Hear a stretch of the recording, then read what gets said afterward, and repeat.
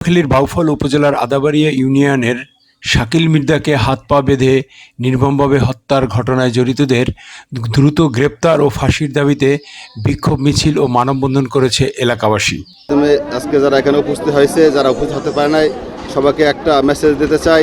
আমার ভাই শাকিল কি অন্যায় করেছিল, তাকে খুন করে লাশ গুম করার জন্য হাত পা বেঁধে একটি ডোবার মধ্যে ফেলে দেওয়া হয়।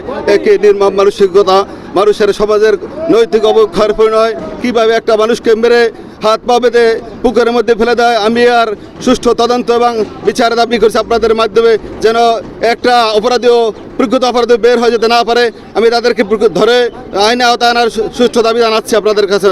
আপনাদের মাধ্যমে প্রশাসনকে জানাতে চাই, আমার ভাইয়ের যেন সঠিক বিচার হয়, কোনো অপরাধী যেন পার না পায়, এই বলে আমি আমার বক্তব্য করো। সদস্য নৌবাগা ডিগ্রি কলেজে লেখাপড়ি করতো, পাশাপাশি এই কাউন্টারে এখানে থাকতো।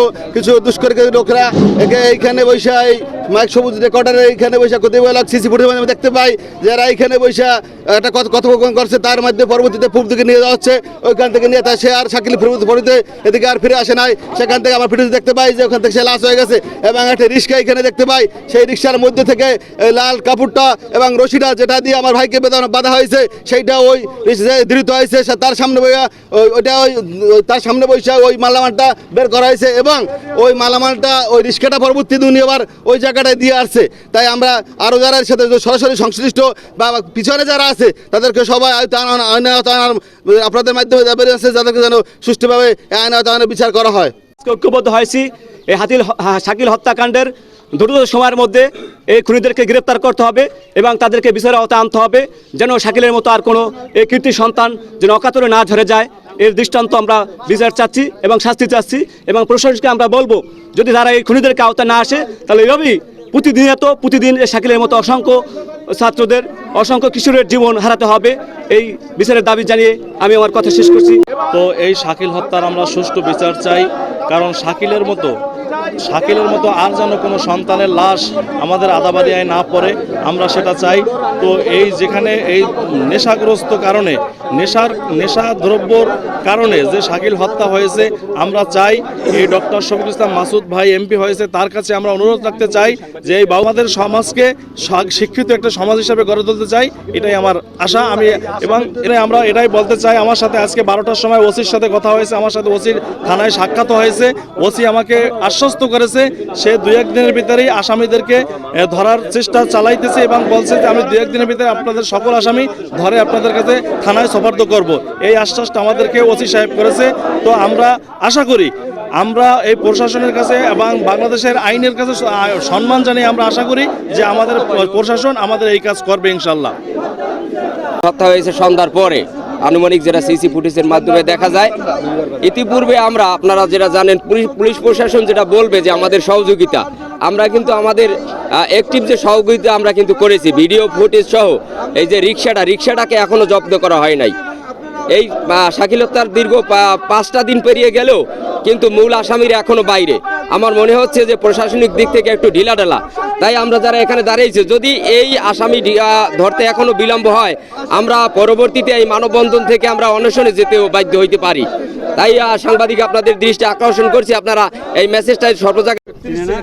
আসসালামু আলাইকুম। আজকের এই আমরা শাকিল হত্যার বিচার চাওয়ার জন্য এই মানববন্ধন আয়োজন করছি। আমরা প্রশাসনের দৃষ্টি আকর্ষণ করছি যে অতি দ্রুত এই দুষ্কৃতী যারা আছে, শাকিলের যারা নৃশংসভাবে খুন করেছে, তাদেরকে আইনি আওতায় নেওয়া হোক, এই বলে আমি আমার সংক্ষিপ্ত আলোচনা। বুধবার বিকেল 3:30টায় আদাবাড়িয়া ইউনিয়নের মিলঘর সড়কে ঘণ্টাব্যাপী এই মানববন্ধন কর্মসূচি পালন করে নিহতের স্বজন, প্রতিবেশী ও স্থানীয় বাসিন্দারা। পরে একটি বিক্ষোভ মিছিল ইউনিয়নের বিভিন্ন সড়ক প্রদক্ষিণ করে একই এলাকায় শেষ। মানববন্ধনে বক্তারা বলেন, এটি একটি নৃশংস ও পরিকল্পিত হত্যাকাণ্ড।